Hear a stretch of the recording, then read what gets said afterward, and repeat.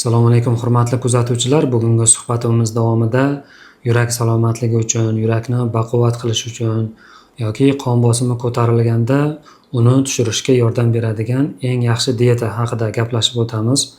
Amerikaning US News World Report nashri har yili eng yaxshi dietalar reytingini tuzib boradi. Bu reytingda biz ko'pgina holatlar va kasalliklar haqidagi eng yaxshi dietalarni topishimiz mumkin. Masalan, yurakni sog'lom qilish uchun yoki qon bosimi ko'tarilgandagi bemorlar uchun eng yaxshi dieta yoki vazn tashlash uchun eng yaxshi dieta, qondagi xolesterin miqdorini kamaytirish uchun yaxshi dieta, qandli diabeti bor bemorlar uchun yoki jigarda yog'ini ketkazish uchun yoki ichaklar faoliyatini normallashtirish mumkin bo'lgan eng yaxshi dietalar haqidagi ma'lumotlarni olamiz.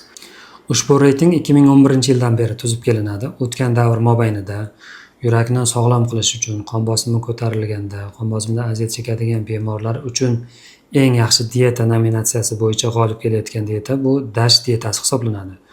DASH so'zi bu inglizcha so'zlarning qisqartmasidan hosil bo'lgan, qon bosimini ko'tarilishini oldini olishga qaratilgan ovqatlanish rejimi tamoyili deb hisoblashimiz mumkin. Ko'pgina bemorlar o'zlarida qon bosimini normallashtirish uchun ko'plab dietalarni sinovdan o'tkazishga harakat qiladi. Lekin bu dietalar o'zini demak samarasiga ega bo'lsa, ilmiy asosiga, isbotiga ega bo'lsa, maqsadga muvofiq hisoblanadi.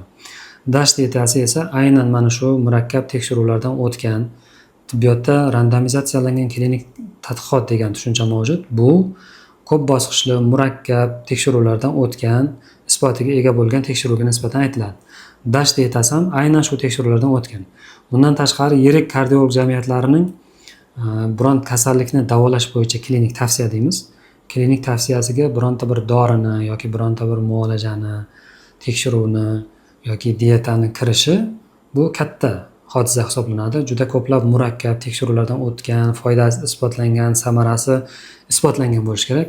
DASH dietasi bugungi kunda mana shunaqa klinik tavsiyadagi mavjud bo'lgan ikkita dietaning biri hisoblanadi. Umuman qon bosimiga ega bo'lgan bemorlar ovqatlanishda qanday tamoyillarga amal qilish kerak? Ovqatlanish ratsionda nimalarni cheklash kerak, nimalarni kiritish kerak? Qaysi dietalar, bugungi kundagi mavjud dietalar yurak qon tomir kasalliklari bemorlari uchun demak tavsiya etilmaydi va hattoki zarar ham hisoblanadi. Shular haqida ham aytib o'tamiz.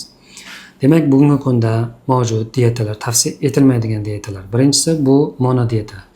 Monodieta degan nima degan? Masalan, ratsionga faqatgina bitta mahsulot bilan cheklanib qolish. Aytaylik, faqatgina anor iste'mol qiladi yoki faqatgina olma iste'mol qiladi yoki faqatgina kefir ichadi va boshqa mahsulotlarni demak inkor etadi, ratsiondan olib tashlaydi. Mana shu bilan vazn tashlashga harakat qiladi, mana shu bilan qon bosimini normallashtirishga harakat qilishadi. Lekin hozirgi kunda monodietaga asoslangan dietalar qon bosimi bor bemorlar, yurak qon tomiri kasalligi bor bemorlar uchun tavsiya etilmaydi. Sababi monodietada inson o'zi uchun to'laqonli bo'lgan minerallarni, vitaminlarni, oqsillarni bitta ovqat yoki bitta mahsulot tarkibida qabul qila olmaydi. Buning natijasida oqsil yetishmovchiligi, yurak uchun zarur bo'lgan minerallar yetishmovchiligi, vitaminlar yetishmovchiligi natijasida demak yurak faoliyatini, aritmiyalar, yurakning noto'g'ri ishlashi, mushak massasining kamayishi va boshqa asoratlarga olib kelishi mumkin. Ikkinchi tavsiya etilmaydigan dieta bu davolovchi ochlik dietasi. Uzoq muddat och qolish natijasida qon bosimini normallashtirish yoki yurak qon tomir kasalliklariga ijobiy ta'sir ko'rsatish bo'yicha ishonchli ilmiy dalillar mavjud emas. Bu ham uzoq muddat ochlik qolish yurak uchun zarur bo'lgan minerallar, vitaminlarning yetishmovchiligiga, suvsizlanishiga, bundan tashqari yurakda aritmiyalar yuzaga kelishiga olib kelishi mumkin. Uchinchisi tavsiya etilmaydigan dieta bu intervalli ochlik. Aytaylik, sutkani biron soatida 16 soat och yuriladi, 8 soat davomida ovqat iste'mol qilinadi yoki haftani ma'lum kunlarida ovqat iste'mol qilinadi va ma'lum kunlarda ovqat iste'mol qilinmaydi. Mana bu turdagi dieta bilan ba'zi bir holatlar, masalan aytaylik, semizlikni, ortiqcha tana vazirlikdan xalos bo'lish mumkin. Lekin bunday dieta tutayotganlarda yurak qon tomir kasalliklari, qon bosimini ko'tarilishi va boshqa yurak bilan aloqador kasalliklar bo'ladigan bo'lsa, demak tavsiya etilmaydi va uning o'zini ishonchli dalillariga ega emas. To'rtinchi tavsiya etilmaydigan dietamiz bugungi kunda keng ishlatilayotgan dieta keto dieta. Keto dietada uglevodlar maksimal darajada kamaytiriladi. Energiya asosan yog'larda hisobiga qoplanadi. 2023-yilgi Amerika kardiologlar kolleji kongressida keto dieta qondagi yomon turdagi xolesterinlar miqdorini oshirishi ateroskleroz jarayonlarini tezlashtirishi mumkinligi aytildi. Demak, bu ham o'z navbatida yurak qon tomiri kasalligi bor, gipertoniya bilan og'rigan kasallarda keto dieta to'g'ridan-to'g'ri tavsiya etilmaydi, balki zararli ta'sirlari ham mavjud ekan. Bugungi tavsiya etadigan DASH dietasi aynan arterial gipertenziyani, ya'ni yuqori qon bosimini nazorat qilish uchun ishlab chiqarilgan ovqatlanish tamoyili hisoblanadi. Bu dietada och qolish talab qilinmaydi, mahsulotlarni to'liq taqiqlamaydi, murakkab retseptlar talab qilinmaydi, qimmat mahsulotlardan foydalanish shart bo'lmaydi. Asosiy tamoyil juda oddiy, foydali mahsulotlarni ko'paytirish va zararli mahsulotlarni kamaytirishdan iborat bo'ladi. Qon bosimini, sistolik qon bosimini 10 mm simov ustunligiga kamaytirish orqali infarkt xavfini 20% gacha, insultni xavfini 27% gacha kamaytirish mumkin ekan. Aynan mana shu 10 mm simov ustunidagi qon bosimini hech qanday dorilarsiz, tabiiy mahsulotlardan foydalangan, dietalarga amal qilgan holda DASH dietasi bilan erishish mumkin ekan. DASH dietasida faqatgina qon bosimini normallashtirishga erishilmaydi. Bundan tashqari qondagi yomon turdagi xolesterinni kamaytiradi, yaxshi turdagi xolesterin miqdorini oshiradi, tana vaznini kamaytirishga yordam beradi, qondagi glyukoza miqdorini normallashtirishga yordam beradi. Bu degani ushbu dietani gipertoniya, ya'ni qon bosimi ko'tarilib turadigan bemorlar yoki yuragi kasal bemorlar bilan birgalikda unda diabet bo'ladigan bo'lsa, ortiqcha tana vazniga ega bo'ladigan bo'lsa, bemalol ushbu turdagi dietani ishlatishi, foydalanishi mumkin bo'ladi. Endi DASH dietasini asosiy qoidalari, tarkiblari, tamoyillari haqida aytib o'tamiz. Demak, DASH dietasini birinchi asosiy qoidasi natriy tuzini, osh tuzini iste'molini kamaytirishdan iborat. Kunlik tavsiya etilgan doza 2300 mg hisoblanadi. Optimal darajada 1500 mg gacha natriy xlor tuzini iste'molini kamaytirish kerak. Buni kamaytirish orqali nimalarga erishiladi? Ma'lumki, osh tuzi organizmga tushgandan keyin uni tarkibidagi natriy o'zi bilan birgalikda organizmda suvni to'planishiga va qon bosimini ko'tarilishiga olib keladi. Mana shuni cheklash orqali organizmda demak ortiqcha miqdorda suyuqlik to'planishi va qon bosimini ko'tarilishi oldi olinadi. Natriy tuzini iste'molini kamaytirish uchun nimalarga amal qilish kerak? Birinchi o'rinda o'sha dasturxoningizda turgan tuzdon, natriy xlor turgan idishlarni olib tashlash tavsiya etiladi. Osh tuzini o'rniga boshqa turdagi ziravorlardan, limon sharbatidan yoki sarimsoq va shunga o'xshash mahsulotlardan foydalanish tavsiya etiladi. Ikkinchi asosiy qoida: har kuni 4-5 porsiya sabzavot va 4-5 porsiya meva iste'mol qilish tavsiya etiladi.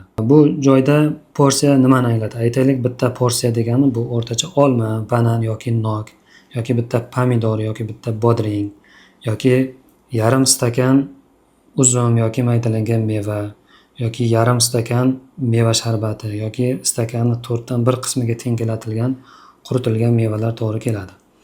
Ya'ni 4-5 porsiya sabzavot va sabzavotga qo'shib meva iste'mol qilish tavsiya etiladi. Sabzavotlar qatorida karam, sabzi, pomidor, bodring, qalampir, baqlajon, qovoq, lavlagi, piyoz, sarimsoq, turli ko'katlarni iste'mol qilish mumkin. Mevalardan olma, nok, apelsin, mandarin, banan, anor, uzum va yana bir qancha mahsulotlarni demak tanlab iste'mol qilish tavsiya etiladi. Har kunlik iste'mol qilayotgan ovqatingizga mana yuqorida aytib o'tilgan mevalar, sabzavotlarni asta-sekinlik bilan qo'shib borsangiz, bu asta-sekinlik bilan odatga aylanadi. Buni iste'mol qilish orqali nimalarga erishish mumkin? Bu mahsulotlar tarkibida kaliyga, magniyga boy mahsulotlar hisoblanadi. Bundan tashqari tarkibida kletchatka, antioksidantlarga boy bo'lgan mahsulotlar hisoblanadi.